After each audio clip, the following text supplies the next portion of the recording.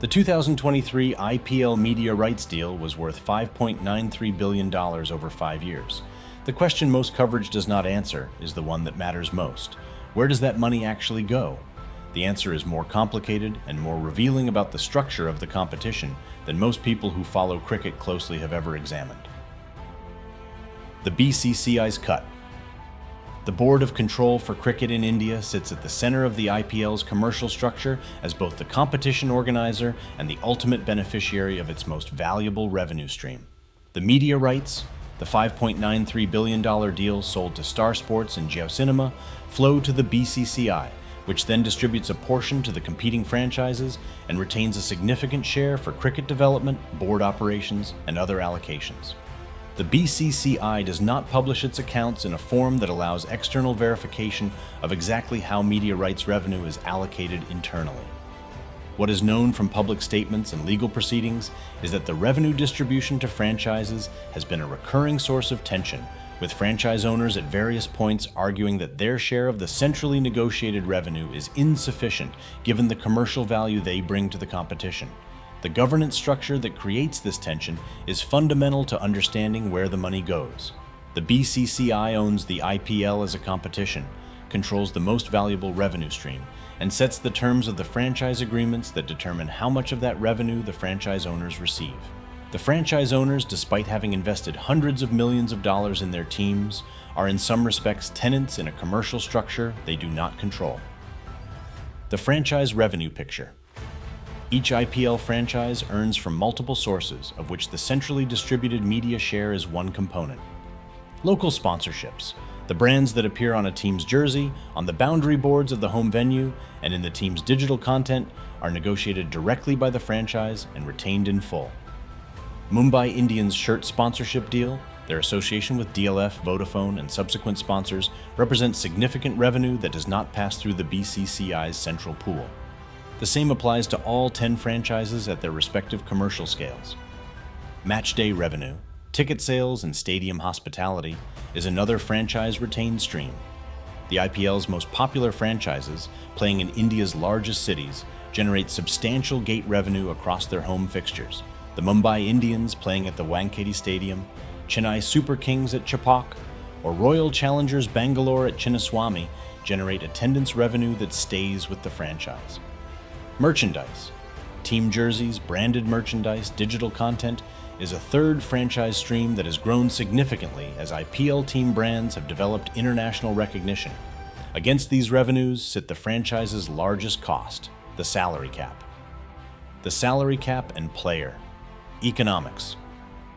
Each IPL franchise operates under a salary cap of approximately 100 crore rupees per season, roughly $12 million, which governs the total amount payable to all players in the squad. Within this cap, franchises bid at the annual auction for available players and retain a limited number of existing players through the retention mechanism. The cap creates a peculiar economics around player valuation. Sam Curran, the England all-rounder, was sold for 18.5 crore rupees, approximately $2.2 million, at the 2022 auction, setting a record at the time. This figure represents a significant portion of a franchise's total cap, which means the decision to spend 18.5 crore rupees on a single player forecloses other spending decisions across the rest of the squad. The players at the top of the auction market, the genuine auction superstars, earn figures in the range of $2 to $3 million for a 2-month season. This is, for most cricketers, more than they earn from their entire domestic cricket career.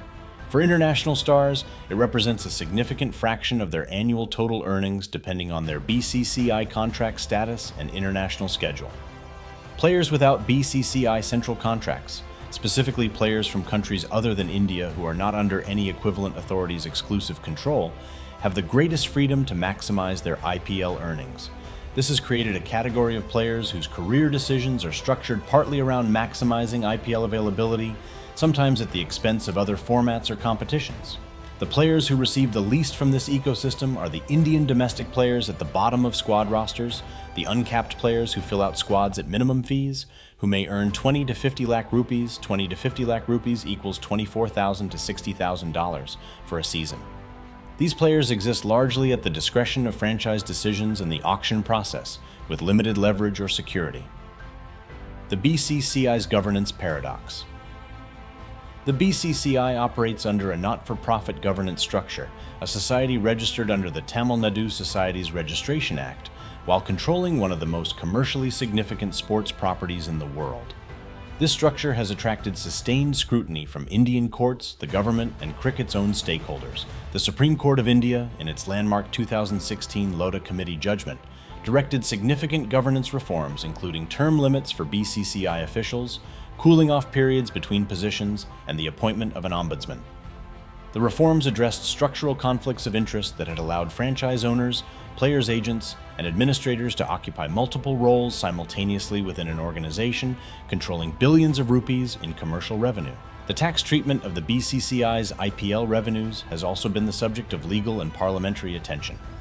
An organization with not-for-profit registration generating hundreds of crores annually in media rights, sponsorship, and franchise fees occupies a position in India's tax framework that has been challenged and litigated across multiple proceedings. The franchise appreciation story. The most significant financial benefit for franchise owners is not the annual revenue from local sponsorships and matchday gates, substantial as those are. It is the appreciation of the franchise itself. The 8 original franchises sold in 2008 at prices between $67 million and $111 million. By 2022, when 2 new franchise rights sold for approximately $890 million each, the implied valuation of existing franchises, notably the Mumbai Indians, whose commercial infrastructure and fan base dwarf most other teams, had reached levels that would produce returns of 10 to 15 times the original investment for early buyers who held through the competition's growth phase. This appreciation is driven by the same logic as the football club model.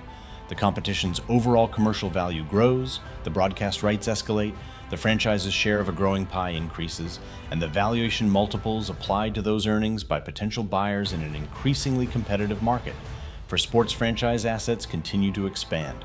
The billions in the system flow upward through media rights to the BCCI, outward to franchises as centralized distributions, backward to players as salary cap expenditure, and sideways to sponsors, broadcasters, and the ecosystem of agents, managers, production companies, and commercial partners who have built businesses around the competition's scale.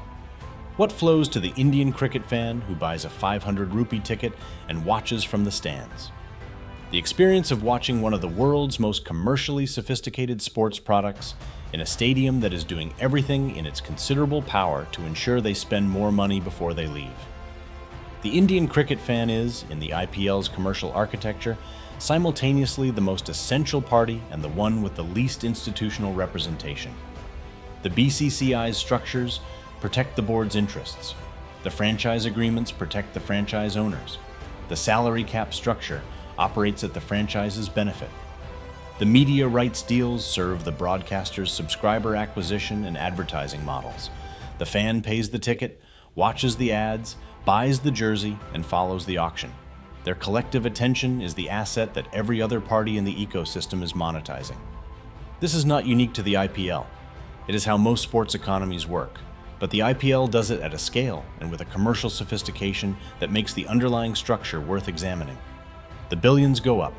The attention flows in. The cricket continues. Subscribe for more on where the money moves in sports.